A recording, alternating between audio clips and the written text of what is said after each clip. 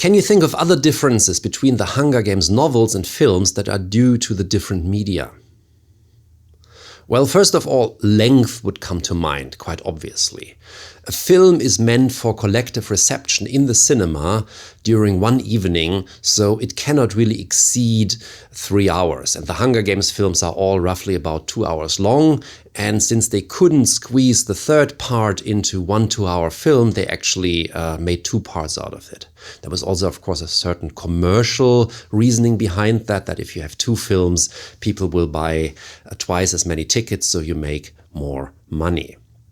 And then, of course, because of the perspective that I talk about in the book, the film begins very different from the novel. Whereas the novel begins with Katniss, the film begins with these captions that provide a backstory to the institution of the Hunger Games and that introduce you to this world of Panem.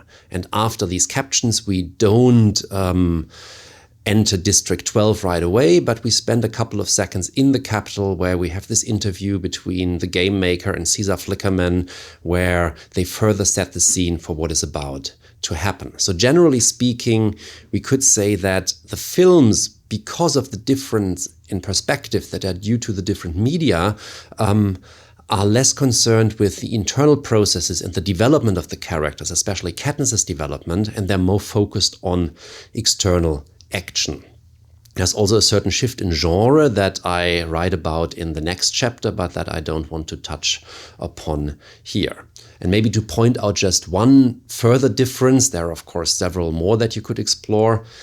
Unlike in the novel, we see Katniss in most of the shots and nearly all of the scenes. So the actress that they chose, Jennifer Lawrence, of course, determines our image of Katniss. And Jennifer Lawrence is a white actress, for example, whereas in the novel, Katniss describes herself as being olive-skinned, and there has been some discussion online whether she maybe has certain African-American roots, which would put her more in line with a character like Rue, or if she is more of the Mediterranean type, or if we're supposed to ignore this. In the film, she is very obviously white.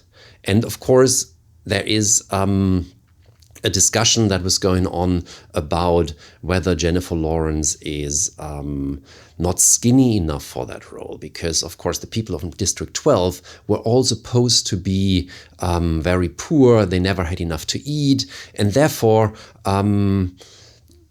some fans complained and said that she is not really a realistic Katniss. However, the filmmakers and Lawrence herself spoke out against that explicitly, saying that they didn't want to provide false role models to young girls by having a character that is unrealistically slim. They didn't want to project a problematic body image. This, of course, is something that the novel does not have to worry about, because there we never see Katniss.